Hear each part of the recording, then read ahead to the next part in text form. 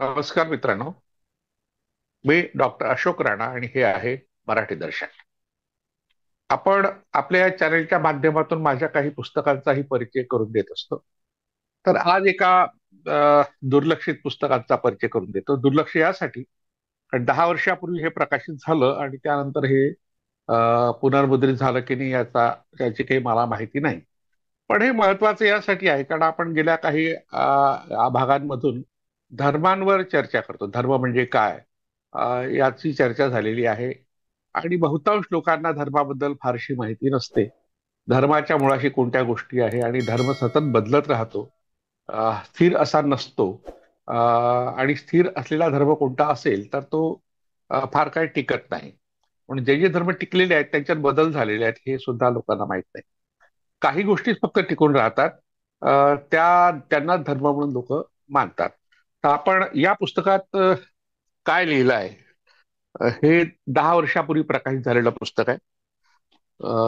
धम्ममुद्रण प्रकाशन म्हणून इगतपुरी, नाशिक जिल्ह्यात इगतपुरी तिथल्या प्रकाशनाने हे प्रकाशित केलं होतं. नंतर मग यातला काही भाग एका आणखी पुस्तकात प्रकाशित झाला. महाराष्ट्राच्या मोहरा डॉक्टर रमेश अंधारे यांनी प्रकाशित केलेलं ते पुस्तक आहे संपादित. त्यात मग धर्मांतराची परिणती अ, या विषयावर एक स्वतंत्र लेख होता. तर त्यावर आपण पुढे केव्हा तरी चर्चा करू.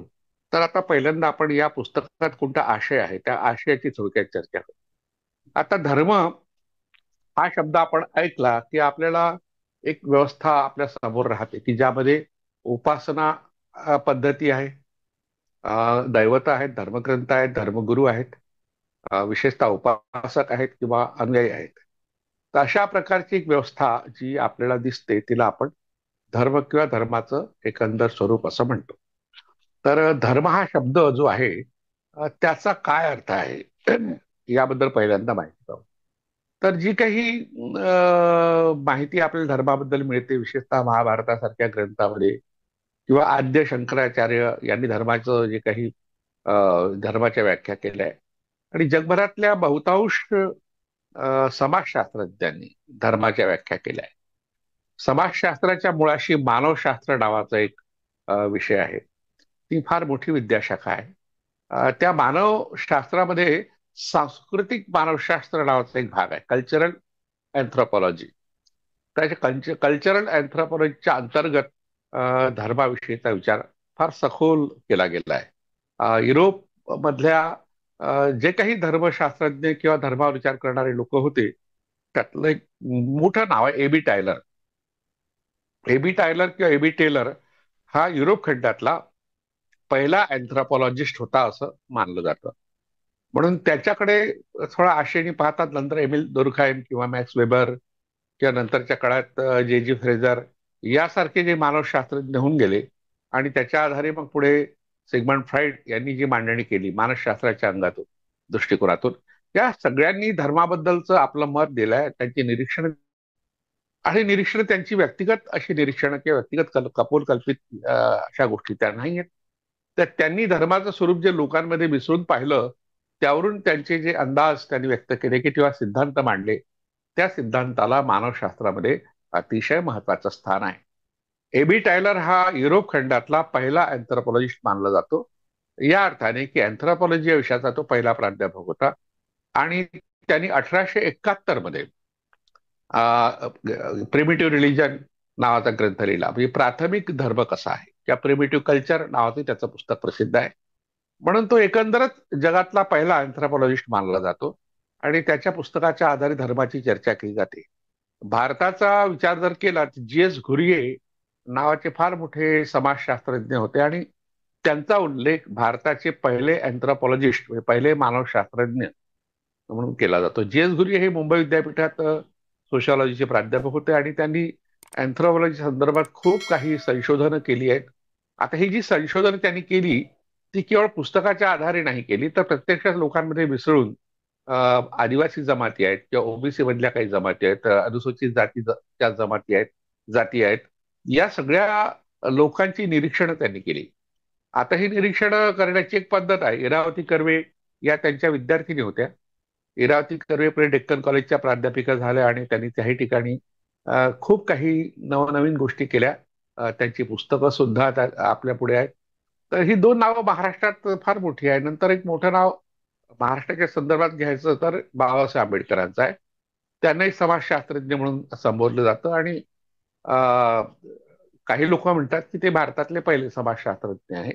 पण डॉक्टर बाबासाहेब आंबेडकरांनी इरावती कर्वेंचे संदर्भ दिलेले आहेत त्यांचे हुएल शोधराज या ग्रंथामध्ये किंवा अनटचेबल या ग्रंथामध्ये. आणि त्यातल्या त्या जी.एस. घुरिये यांची मतं मांडली आहेत.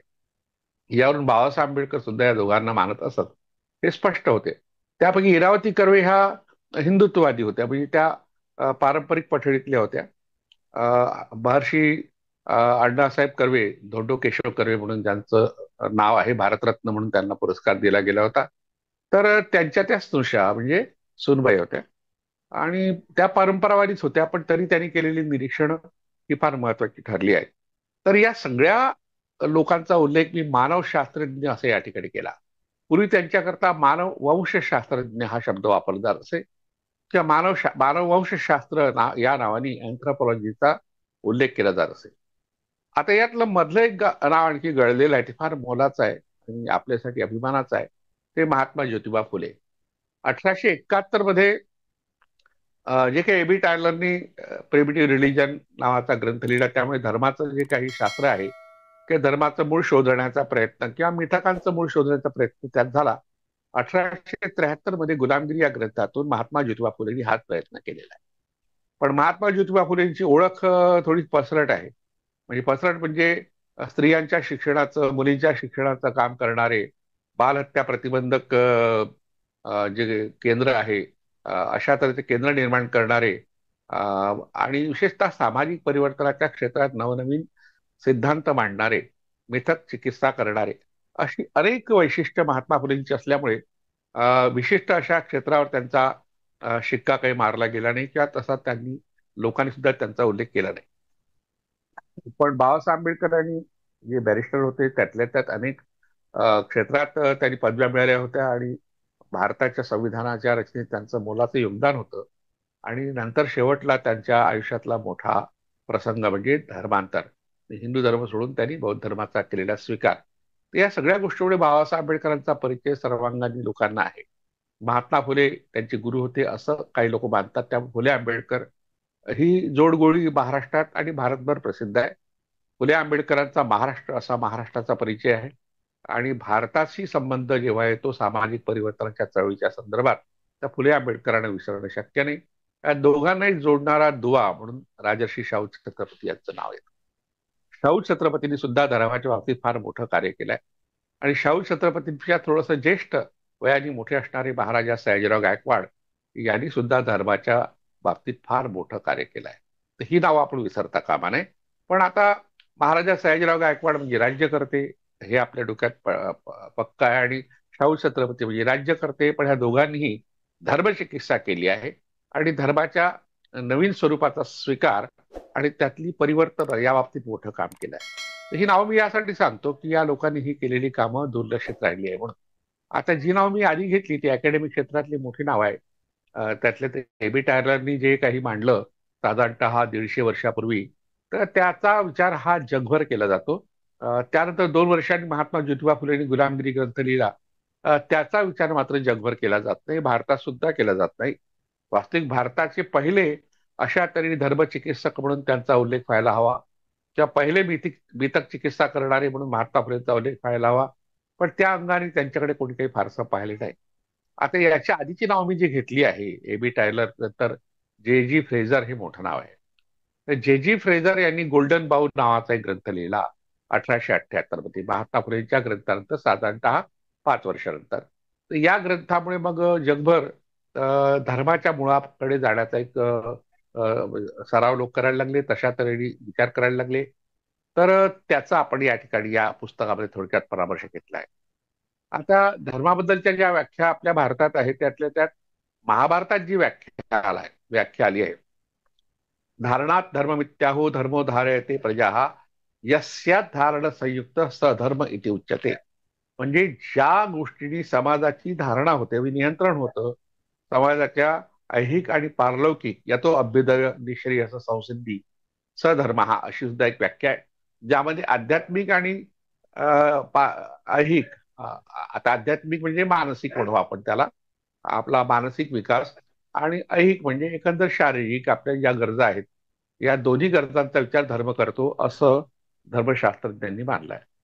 आणि शंकराचार्यांनी सुद्धा अशा तऱ्हेने आता जी व्याख्या तुम्हाला सांगितली, तो अभ्युदय संसिद्धी सधर्म हा, तर अशा तऱ्हेने शंकराचार्यांचं एक नाव महत्वाचं आहे भारताच्या संदर्भात. तर त्याच्या आधी, शंकराचार्याच्या आधी किंवा महाभारताच्या आधी आपल्याकडे आणखी एक धर्माची चिकित्सा करण्याची मोठी परंपरा आहे. त्या परंपरेत पहिलं नाव लोकायतिकांचं येतं. आपण लोकायत दर्शनाच्या संदर्भात जेव्हा चर्चा केली होती, तेव्हा वैदिकांनी जे 4 पुरुषार्थ मानले होते, धर्म, अर्थ, काम, मोक्ष, तर त्यापैकी धर्म हा जो पुरुषार्थ आहे तो आपल्या लोकायतिकांनी नाकारला होता. आणि मोक्ष हा एक जो पुरुषार्थ मानलाय वैदिकांनी, तोही नाकारला होता. त्याचं कारण असं होतं, त्यांचं असं म्हणणं आहे की अर्थ आणि काम म्हणजे आपल्याला संपत्ती आपल्याकडे असली पाहिजे आपल्या सुखासाठी, आणि काम म्हणजे आपल्या इच्छा ह्या अतिशय महत्वाच्या आहे, त्या इच्छांची पूर्ती झाली पाहिजे. कारण जोपर्यंत आपण जगू, जिवंत आहोत, तोपर्यंत सर्व काही भोगायला मिळेल आपल्याला. मेल्यानंतर कोण पाहिलंय, हे जग कुठे जात आहे, आपण कुठे गेलो, हे जग कुठे आहे, आपल्याला काहीच कळणार नाही. म्हणून त्यांनी म्हटलं, यावत जीवेत सुखम जीवेत नास्ति मृत्यूर गोचर, हा मृत्यूला आटोक्यात आणणं शक्य नाही. जोपर्यंत जगायचं तोपर्यंत सुखाने जगा, हा जो चार्वाकाचा संदेश आहे अतिशय मोलाचा आहे. कारण पुढे त्यांनी आणखी एक प्रश्न विचारलाय, भस्मीभूतस्य देहस्य पुनरागमनम कुतः, म्हणजे जाळला गेलेला देह पुन्हा कुठे प्राप्त होणार आहे. म्हणजे अशा तऱ्हेने मृत्यूनंतरच्या जीवनाबद्दलच्या ज्या काही संकल्पना आहेत, त्या सगळ्या संकल्पना चारवाकांनी नाकारल्या होत्या. त्या संकल्पनांना मोक्ष असं म्हणतात. म्हणजे मृत्यूनंतर मोक्ष मिळतो याचा पुरावा काय, असा एक प्रश्न चारवाकांनी विचारला होता. आणि धर्म हे हा पुरुषार्थ नाकारण्याचं कारण त्यांनी सांगितलं होतं की धर्म माणसाला नियंत्रित करतो, समाजाला नियंत्रित करतो, म्हणजे त्याला स्वतंत्रपणे जगू देत नाही. म्हणजे आपल्या जगण्याच्या इच्छा त्यांनी अपूर्ण राहतात आणि माणसाचा विकास थांबतो. अतिशय वास्तववादी हा विचार होता, अगदी हेगेलच्या सुखवादासारखा. आणि मग नंतर जैन म्हणा की बौद्धांनी त्या चारवाकाचा टोकाचा विचार नाकारला आणि आपापली मांडणी स्वतंत्रपणे केली. पण त्यांच्याही विचाराचा आधार चारवाक होता. कारण मोक्षाची संकल्पना जैनांनी वेगळी मांडली आणि बौद्धांनी वेगळी मांडली. आपण जैन दर्शनावर जेव्हा विचार करू तेव्हा मोक्षाची संकल्पना जैनांची कशी होती आणि बौद्धांची कशी होती याचा तुलनात्मक विचार करू. आणि त्यातल्या त्यात धर्माबद्दलची जी मतं चारवाकाची होती ती मात्र सगळ्यांना मान्य होती. पण अशा तऱ्हेने बंधन टाकून, म्हणजे माणसावर बंधन टाकून त्याचा विकास होणार नाही असं जैनांनाही वाटत होतं आणि बौद्धांनाही वाटत होतं. म्हणून त्यांनी धर्माला वेगळं रूप दिलं. जसं बाबासाहेब आंबेडकरांनी धर्म आणि धम्म यामध्ये फरक आहे हे त्यांच्या भगवान बुद्धांनी त्याचा धम्म या ग्रंथामध्ये सांगितलं. त्यामागचं कारण असं होतं की धर्म हा तुम्हाला कर्मकांडाकडे वळवतो, पारलौकिक विश्वाकडे वळवतो. पण धम्म जो आहे तो विचार आहे, माणूस ज्या ठिकाणी आहे त्या ठिकाणी त्याचा विकास कसा होईल आणि विशेषतः त्याला मुक्त होण्याकरता कोणता विचार मदत करू शकतो, तर धम्म. या अर्थाने धम्म हा शब्द बाबासाहेब आंबेडकरांनी त्यांच्या ग्रंथामध्ये वापरला. तर धर्म हा नाकारण्याचं कारण आपण चारवाकांचं पाहिलं. तर धर्म नाकारल्यावर मग काय केलं चारवाकांनी, धर्माच्या ऐवजी दुसरी व्यवस्था काय आपल्याकडे, आणि मुळात धर्म निर्माण का केला गेला आणि कोणत्या काळात केला गेला याचा विचार आपण केला पाहिजे. तर या सगळ्याचा विचार करताना सुरुवातीला एक गोष्ट या ठिकाणी मांडण्यात आली की धर्माच्या पूर्वी जी काही कल्पना होती त्याला धर्मकल्पनाच म्हणतात.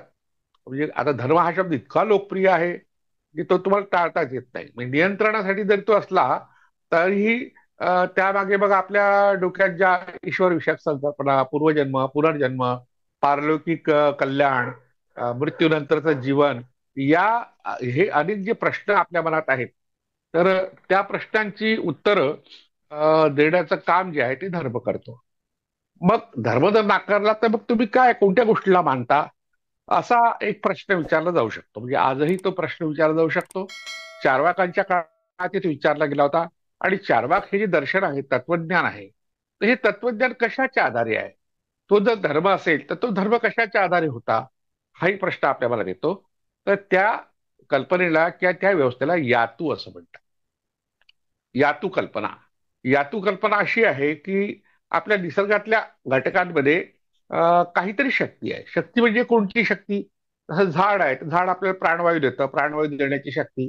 झाडांच्या पानामधून आपल्याला अनेक औषधी वनस्पती मिळतात, अनेक झाडांच्या पानातून आपल्याला भाज्या तयार करता येतात. त्यांच्या फळापासून त्यांच्या फुलापासून सुद्धा भाज्या तयार करता येतात. मानवी जीवनाला उपकारक असा निसर्गाचा महत्वाचा घटक म्हणजे झाड. म्हणून त्यांनी तिच्यामध्ये जी शक्ती आहे तिच्याबद्दलचा सन्मान व्यक्त करण्याकरता किंवा कृतज्ञता व्यक्त करण्याकरता झाडाच्या पूजेची सुरुवात केली. वृक्षपूजा ही जी आहे, आता वृक्षपूजा आजही आपण करतो. वटपौर्णिमेला वटपूजा करतात स्त्रिया, किंवा पूर्वी आवळीच्या झाडाची पूजा, म्हणजे आवळ्याचं झाड आहे त्याला आवळी पूजन असं म्हणत असत. किंवा पिंपळाच्या झाडाची पूजा दर शनिवारी काही लोक करतात. कडुलिंबाच्या झाडाची पूजा काही लोक करतात. आणि बहुतांश घरामध्ये तुळशीचं लहानसं रोपटं असतं, त्याला तुळशी वृंदावन म्हणतो. म्हणजे आपल्याकडे वृक्षपूजा ही जी आहे ती कृतज्ञतेच्या भावनेतून सुरू झाली आहे ह्याची आपल्याला जाणीव नाही, कारण ती धर्माशी जोडली गेली आहे. तर धर्मपूर्व जी व्यवस्था होती, धर्माच्या पूर्वीची व्यवस्था, त्या व्यवस्थेला यातू कल्पना असं म्हटलंय. किंवा काही लोकांनी यात्वात्मक धर्म म्हटलाय. धर्म हा शब्द काही त्यांनी बाजूला टाकला नाही. यात्वात्मक धर्म आणि धर्म या संकल्पनेत मूलभूत फरक आहे. फरक हा आहे की यात्वात्मक धर्मामध्ये ज्या गोष्टीमध्ये काहीतरी शक्ती आहे, अलौकिक शक्ती हा शब्द त्या ठिकाणी गृहीत धरलेला नाही आहे. औषधी शक्ती असेल किंवा मानवी जीवनाला उपकारक अशी शक्ती असेल, तर ती शक्ती आपल्याला वश करून घेण्यासाठी केलेले प्रयत्न, त्या प्रयत्नाला यात्वात्मक धर्म म्हणतात. आणि अशी शक्ती आहे असं मानणं, त्याला यातू कल्पना म्हणतात. आणि ते यातू कल्पनेसाठी केलेले विधी, त्याला यातू विधी म्हणतात. अशा तऱ्हेने हे तीन शब्द समाजशास्त्रज्ञांनी किंवा मानसशास्त्रज्ञांनी वापरले. इंग्रजीमध्ये मॅजिक या शब्दाने त्याचा उल्लेख होतो. आता मॅजिक म्हटलं की आपल्या डोक्यात लख्ख प्रकाश पडतो. कोणी जादूगार आणि तो जादू करतोय किंवा तांत्रिक मांत्रिक. आता जादूगार आणि तांत्रिक मांत्रिक या दोन गोष्टीमध्ये फरक आहे. जादूगार आपल्याला सांगत असतो की हे कला आहे, हे काही खरं नाही आहे, हे रंजन करण्याकरता आहे. पण तांत्रिक मांत्रिक मात्र तसं काही सांगत नाही. ते म्हणतात की काहीतरी शक्ती आहे आणि ती वश करून घेता येते आणि तुम्हाला त्यासाठी अमुक अमुक विधी करावे लागतील. तर अशा तऱ्हेने दोन या ज्या संकल्पना आहेत, तंत्र मंत्र आणि जादूगार, यामध्ये मूलभूत फरक आहे. तर यातू हा जो शब्द आहे त्यातूनच जादू शब्द तयार झाला. ऋग्वेदामध्ये किंवा वैदिक ग्रंथामध्ये यातू हा शब्द आहे. जादू हा शब्द नंतर तयार झाला. का याचा ज होण्याची जी प्रक्रिया आहे ही बोली भाषेत होते. हिंदीमध्ये जसं यादव आडनाव आहे तर जाधव आडनाव होतं, यदुराय तर जदुराय. तर अशा तऱ्हेने याचा ज होणे हे स्वाभाविक आहे, हे बोली भाषेत होतं. म्हणून यातू शब्दाचं रूपांतर जादू असं झालं. जादू झाल्यामुळे मग आपल्या विचार करण्याच्या पद्धतीत फरक झाला. पण जादू म्हणजे फसवी असते. जादू म्हणजे अशा तऱ्हेने काहीतरी माणसावर प्रभाव टाकणारी गोष्ट असते आणि माणसं त्याला बळी पडतात, वश होतात. तर यातू कल्पनेत मात्र तसं नाही आहे. यातू कल्पनेत फक्त निसर्गातल्या घटकांबद्दल कृतज्ञता व्यक्त करण्याची प्रवृत्ती म्हटलाय. जसं आता नदी आहे, नदी आपल्याला पाणी देते, नदीच्या काठाने माणसं राहतात. ज्या ज्या प्राचीन संस्कृती आहेत त्या नदीच्या काठावरच भरल्या. आणि नदीचं पाणी झाडांसाठी वापरण्यात येतं, माणसासाठी, जनावरांसाठी, एकंदर सगळ्यांचं ते जीवन आहे. म्हणून त्या पाण्याला आपण जीवन म्हणतो. आणि पाणी कोण देतं? जी नदी देते त्या नदीची पूजा. पण गंगा, यमुना, सरस्वती अशा तऱ्हेची त्रिवेणी किंवा अनेक नद्या ज्या आहेत, गोदावरी नदी आहे ही सुद्धा एक दैवत म्हणून मानली गेली आहे. अनेक ब्रह्मपुत्र आहेत. म्हणजे ज्या ज्या देशामध्ये ज्या ज्या नद्या आहेत त्या त्या देशातल्या लोकांनी त्यांना दैवत मानलं. ज्या सरस्वती नदी हे दैवत होतं, तिचं पुढे रूपांतर विद्येचे देवतेत झालं. हा मोठा एक इतिहास आहे. तर अशा तऱ्हेने नदी देवतांना विद्येची देवता मानणं किंवा युद्धाची देवता मानणं किंवा संरक्षण देवता मानणं, या संकल्पना पुढल्या काळात ज्या आल्या त्याच्या मुळाशी यातू कल्पना ही धर्मपूर्व व्यवस्था आहे. धर्मामध्ये यातूला तसं स्थान नाहीये. यातूचं दुसरं वैशिष्ट्य असं आहे की एकदा तुम्ही ते यात्वात्मक शक्ती असलेल्या पदार्थाला, प्राण्याला किंवा वस्तूला किंवा झाडाला किंवा डोंगराला किंवा नदीला खुश करून घेतलं की पुढे तुमचं काही नातं त्याच्याशी राहत नाही, त्या त्या शक्तीचं नियंत्रण तुमच्यावर राहत नाही. पण धर्मामध्ये मात्र तसं नाहीये. धर्म या व्यवस्थेचा आधार आहे ईश्वर. आणि ईश हा जो शब्द आहे तो मालक या अर्थाचा आहे. द्वारकाधीश, सत्ताधीश, लक्षाधीश हे शब्द आपण वापरतो. त्यातला जो ईश आहे, अधीश, तो म्हणजे मालक या अर्थाचा. म्हणजे एक कोणतरी मालक आहे म्हणजे बाकी सगळे नोकर आहेत. एक मोठा आहे म्हणजे बाकी सगळे छोटे आहेत. अशा तरी छोटा मोठा नोकर मालक अशा तऱ्हेची श्रेणी व्यवस्था ही धर्मामध्ये आहे, ती यातू कल्पनेत नाही आहे. हा यातू आणि धर्म या दोन संकल्पनातला मुख्य फरक आहे. मग ईश एक मालक आहे. ईश्वरा ईशच्या डोक्यावर आणखी दुसरा मालक ईश्वर म्हणजे वर म्हणजे वरचा. मग त्याच्याही वर आणखी एक मालक आहे, परमेश्वर. मग ईश, ईश्वर आणि परमेश्वर अशा 3 श्रेण्या या मालकाच्या श्रेण्या आहेत. आणि मालकाला की नोकराला स्वतंत्र स्थान नसतं. धर्मामध्ये सुद्धा माणसाला स्वतंत्र स्थान नाही. धर्मामध्ये फक्त माणूस एक उपकरण म्हणून वापरला जातो आणि त्यावर नियंत्रण ठेवणारी कोणती तरी शक्ती आहे, त्या शक्तीला आपण ईश्वर किंवा परमेश्वर असं म्हणतो. आता ही शक्ती कुठे दिसत नाही. जसं यातू शक्ती आपण अनुभवू शकतो, म्हणजे खळखळणारा प्रवाह पाण्याचा, नदीचा हा आपण अनुभवू शकतो. त्याचा नाद ऐकून घेऊ शकतो, त्याची चव घेऊ शकतो, किंवा त्याला स्पर्श करू शकतो. म्हणजे अशा तऱ्हेने आपली जी ज्ञानेंद्रिय आहे, त्या ज्ञानेंद्रियाच्या आधारे आपण या यात्वात्मक शक्तीचा अनुभवू शकतो. डोंगर समजा तुमचा दैवत असेल तर डोंगर देव हे दैवत आहे आदिवासींमध्ये. तर मग त्या डोंगरावर चढणे, उतरणे, तिथले दगड, तिथली माती, तिथं जे धार्मिक स्थान आहे, पवित्र स्थान आहे, या भावना ज्या जुळल्या असतात त्या डोंगर देवाशी, तर तो भाग आपण अनुभवू शकतो. इथे प्रत्यक्ष दिसणे हेही शक्य आहे, अनुभवणे हेही शक्य आहे. म्हणजे ज्या झाडाबद्दल आपल्या भावना आहेत, त्या झाडाच्या पानाबद्दल, त्याच्या सळसळण्याबद्दल, त्याच्या अस्तित्वाबद्दल आपण अनुभव घेऊ शकतो. एखाद्या प्राणी आपलं समजा अशा तऱ्हेने या प्राण्याला आपण आपलं दैवत मानलं. जसं आदिवासीमध्ये वाघदेव आहे. आता वाघदेव हा प्रत्यक्ष काही पूजनीय अ, असू शकत नाही. त्याची मूर्ती करून वाघदेवाची पूजा आदिवासी करतात. मी मुरबाड या ठाणे जिल्ह्यातल्या भागामध्ये, आता तो पालघरमध्ये बहुतेक येत असावा, तर त्या भागात वाघदेवाच्या मूर्त्या, चांगल्या घडवलेल्या मूर्त्या पाहिल्या. त्या नाग हे जे प्राणी, हा जो प्राणी आहे तो तर विषारी प्राणी आहे. पण त्याची सुद्धा पूजा लोक आपल्या नागपंचमीला करतात, प्रत्यक्षात करतात. 32 शिराळा हे जे गाव आहे सांगली जिल्ह्यातलं, त्या ठिकाणी तर त्या दिवशी नागाची पूजा करतात. नाही शक्यता आपण चित्रातून करतो किंवा मूर्तीतून करतो. तर ही जी नागाबद्दलची जी कृतज्ञतेची भावना आहे, ज्याच्यामुळे आपल्या शेतीचं रक्षण होतं, उंदरापासून तो आपल्या शेतीला, पिकाला वाचवतो, किंवा एकंदर त्या परिसराचा तो क्षेत्रफळ आहे, ही जी भावना, क्षेत्रफळ संकल्पना जी आली मुळात, ती निसर्गातल्या काही घटकामध्ये काहीतरी शक्ती आहे आणि त्या शक्तीला वश करून घेता येतं, या संकल्पनेतून आली आहे. तिला यातू कल्पना म्हणतात. ही धर्मपूर्व कल्पना आहे. आता एक प्रश्न आपल्या मनात येईल की मग ही धर्मपूर्व कल्पना आहे, तर आता धर्म अस्तित्वात आहे. त्याला हिंदू धर्म आहे, मुस्लिम धर्म आहे, ख्रिश्चन धर्म आहे, बौद्ध धर्म आहे, जैन धर्म आहे, आणखी काही धर्म आहेत. तर या धर्मामध्ये मग या कल्पना नाहीत काय? याही धर्मामध्ये त्या कल्पना आहेत. याचा अर्थ यातू कल्पनेचा पूर्णतः नकार आपण दिलेला नाही. यातू कल्पना आपल्या डोक्यात आहे आणि धर्म ही कल्पना पूर्णतः स्थिरावलेली नाही, असा त्याचा दुसरा अर्थ होतो. म्हणजे समाजशास्त्रज्ञांनी एक गोष्ट महत्वाची मानली आहे की जेव्हा धर्म ही संकल्पना दृढ होते तेव्हा यातू कल्पना बाद होते. पण तसं होत नाही. यातू कल्पनेचा धर्माशी अतिशय निकटचा संबंध आहे. म्हणजे आपण सध्या दोन्ही अवस्थामध्ये आहोत. दोन्ही कसल्या, 3 अवस्थामध्ये आहोत.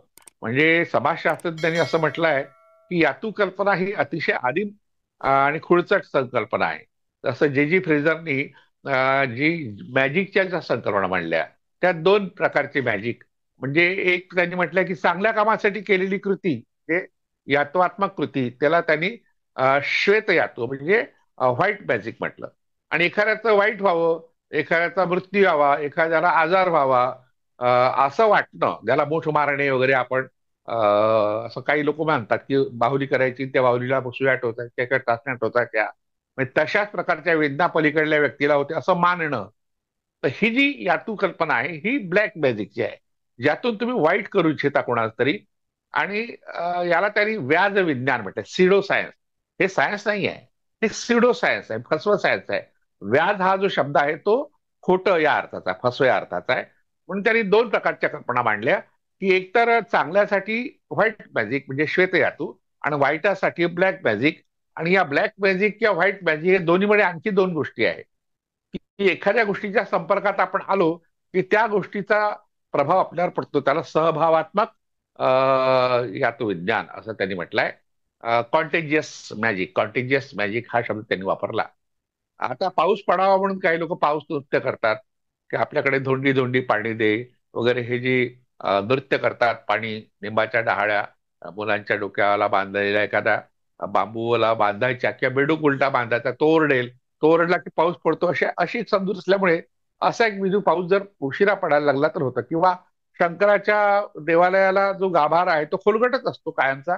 खोलगट यासाठी की त्याला पाणी भरता यावं, म्हणजे पाणी भरलं, त्याचं बाहेर जाण्याचं छिद्र बुजवलं आणि त्यात पाणी भरलं तर शंकराच्या नाकातोंडातून पाणी गेलं की तो पाऊस पाडतो. म्हणजे त्याला असं वेठीत धरायचं, म्हणजे असं ब्लॅकमेलिंग करायचं, इमोशनल ब्लॅकमेलिंग याला म्हणतो. तर अशा तऱ्हेची एक प्रवृत्ती जी आहे त्याला यात्वात्मक कल्पना म्हणतात. ही सुद्धा कल्पना धर्माशी निगडीत अजून कायम आहे. पण आपण धर्म स्वीकारला असं काही म्हणता येत नाही. अजून आपण यातुविधी या अवस्थेत सध्या आहोत. आणि धर्म म्हणून आपण एखाद्या धर्माला नावही दिलंय, त्या धर्माबद्दल अभिमानही बाळगतो आणि धर्मासाठी एकमेकांची भांडतो, डोकी फोडतो, जीव सुद्धा घेतो. हाही प्रकार चालूच आहे. आणि तिसरा प्रकार एक महत्वाचा आहे की गेल्या 200 वर्षांमध्ये जे काही शोध लागले, 200-300 वर्षांमध्ये या मूलद्रव्याच्या शोधानंतर अनेक शोध लागले. अणुचं विभाजन म्हणा, अणुभट्ट्या निर्माण झाल्या, अणुशक्ती चा उपयोग मानवी विकासासाठी होऊ शकतो आपल्याला कळलं. किंवा वाहनं आलीत, अनेक उपकरणं आपल्या घरात आलीत. तर त्यामुळे मानवी जीवन सुखद झालं. हे मानवी जीवन सुखद होण्यामागं विज्ञान आहे आपल्याला माहित आहे. पण विज्ञानाची पूजा कोणी करत नाही. पण विज्ञानाने निर्माण केलेल्या तंत्रज्ञानाची मात्र पूजा करतो. घरात गाडी आली की तिला हळद कुंकू वाहतात लोक. एखादी वस्तू घरात आली, विज्ञानाच्या शोधाने निर्माण केलेलं तंत्रज्ञान, त्याची एक वस्तू असेल, उपकरण असेल, त्याची मात्र पूजा करतो. आता ही पूजा करण्याची जी संकल्पना आहे ती आत्मात्मक कल्पना आहे. म्हणजे जसं दगडाला शेंदूर फासून त्याची पूजा करणं, एखाद्या झाडाला दोऱ्या बांधून की दोर बांधून किंवा चिंध्या बांधून त्याची पूजा करणं किंवा नारळ टांगणं, ही आत्मात्मक कल्पना आहे. ही धर्माच्या पूर्वीची अवस्था आहे. तर मग धर्माच्या नंतर आपण पुढे गेलो काय? धर्माच्या पुढे नाही गेलो, यातूच्याही पुढे नाही गेलो, पण मात्र याचा विचार मात्र आपण केला. आणि या विचारामुळे मग जे काही गट तयार झाले त्याचं नाव धर्म म्हणून ठेवलं. तसं जैन धर्म हे नाव आपण ठेवलेलं आहे. त्याच्या आधी लोकायत हा धर्म होता, आता तो नाही आहे. पण त्याचा प्रभाव मात्र सगळ्याच धर्मावर आहे. बौद्ध धर्म तर नक्कीच आहे. आणि तिकडे जैन वैदिकांची जे तत्वज्ञान आहे, आता हे 3 नाव मी घेतली तत्वज्ञानाची नाव आहेत, पण त्या धर्माचं तत्वज्ञान आहे. पण वैदिकाचं तत्वज्ञान म्हणून जे आता मांडलं जातं त्यात सुरुवातीला जे होतं मीमांसा होतं, की मीमांसाच्या आधी सांख्य होतं, सांख्य योग असा एक गट आहे, न्याय वैशेषिक असा एक दर्शनाचा गट आहे, आणि तिसरा गट जो आहे मीमांसा आणि वेदांत, म्हणजे उत्तर मीमांसा आणि पूर्व मीमांसा. तर उत्तर मीमांसा जी आहे त्यालाच आपण वेदांत दर्शन म्हणतो. हे वेदांत दर्शन हे वैदिकांचं दर्शन आहे. म्हणजे एक वैदिकांचा धर्म सुद्धा स्वतंत्र आहे. आता आपण सध्याच्या अवस्थेत त्याला सगळ्या गोष्टीला हिंदू धर्म म्हणतो. खरं म्हटलं म्हणजे हिंदू नावाचा धर्मच नाहीये. हिंदू हा शब्द भौगोलिक दृष्ट्या वापरला गेलाय. म्हणजे ज्या ज्या लोकांनी वारंवार वापरला, सुरुवातीला दरायच्या ज्या शिलालेखात तो हिंदू असा शब्द आहे, 20 5व्या 6व्या शतकामध्ये, तर त्याच्यामध्ये सिंधू नदीच्या पलीकडला भाग, भूभाग या अर्थात आहे. म्हणजे अफगाणिस्तानला लागून असलेला काश्मीरचा जो भाग आहे, जिथे सिंधू नदी आहे, पुढे ती पाकिस्तानात जाते, तर त्या पलीकडल्या भागाला त्यांनी हिंदू असं म्हटलं. नंतर 8व्या शतकामध्ये मेरुतंत्र या ग्रंथामध्ये धर्म या अर्थाचा तो शब्द आलेला आहे. पण 11व्या शतकात मग अल्बेरुनीने त्याला पुन्हा हिंदू शब्द वापरला, पण त्याही ठिकाणी त्याच्या डोक्यात एक प्रादेशिक भाग म्हणून तो आलेला आहे. म्हणजे सतत लोकांच्या मध्ये संभ्रम राहिला सिंधू नदीच्या पलीकडला भाग. म्हणून स्वामी विवेकानंदांनी असं स्पष्ट म्हटलं की हिंदू नावाचा धर्म नाही. आता ती संकल्पना बाह्य कालबाह्य झालेली आहे.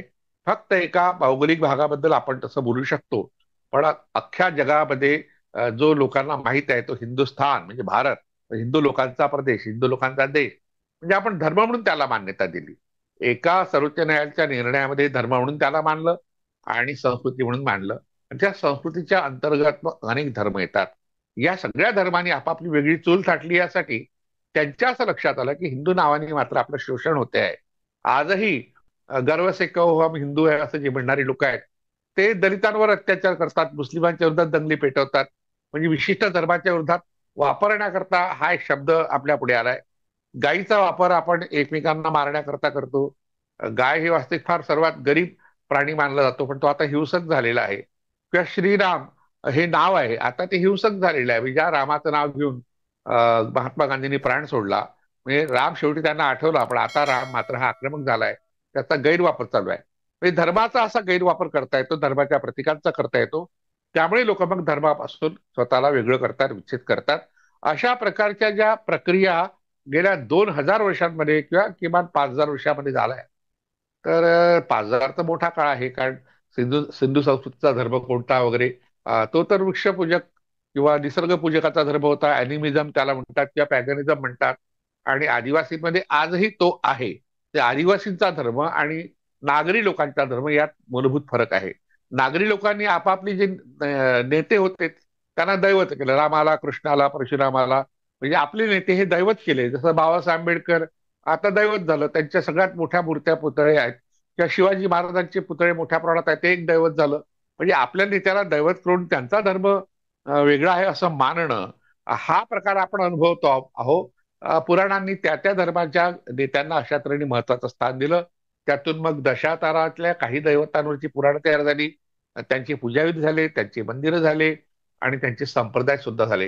हे सगळे संप्रदाय म्हणजे खऱ्या अर्थाने धर्म होत आणि एकमेकाला विरोध करून तयार झालेले हे धर्म म्हणजे धर्म परिवर्तन आहे. अशा प्रकारची एक संकल्पना या पुस्तकात मांडली. आता हे पुस्तक उपलब्ध आहे की नाही मला माहित नाही, कारण 10 वर्षापूर्वी प्रकाशित झालं. धर्म परिवर्तन या नावाचा लेख मी लिहिला होता. आणि यापूर्वी सांगितल्याप्रमाणे डॉक्टर रमेश अंधारे यांनी महाराष्ट्राच्या मोहरा या त्यांच्या एक मोठ्या ग्रंथामध्ये हा लेख प्रकाशित केला आणि त्याला जोडून धर्मांतराची परिणती नावाचा एक लेख जोडला. तो प्रामुख्याने बौद्धांच्या धर्मांतरावर आधारित आहे. तो स्वतंत्रपणे लेख चित्रलेखेच्या एका अंकात प्रकाशित झाला होता. म्हणून आपण धर्मांतराची परिणती या विषयावर स्वतंत्र एक भाग घेऊ, कारण तो फक्त बौद्धांपुरता सीमित आहे. कारण धर्मांतर म्हटलं की बौद्धांचं असं आपल्या डोक्यात आहे. पण धर्मांतर सतत होत राहतं. आदिवासींची धर्मांतर ही ख्रिश्चनांनी केली अलीकडे, फार आधी केली. नागालँड म्हणा, मणिपूर, त्रिपुरा, अरुणाचल प्रदेश हा जो परिसर आहे, मणिपूर, या सगळ्या परिसरामध्ये ख्रिश्चनांनी आदिवासींची धर्मांतर केली. आणि त्यामुळे मग आता जो त्या ठिकाणी उद्रेक झालेला आहे, राजकीय उद्रेक आहे, धार्मिक आहे, तर तो अशा तऱ्हेने धर्माच्या आधारित झालेला आहे. तर काही ठिकाणी मुस्लिम धर्म काही लोकांनी स्वीकारला.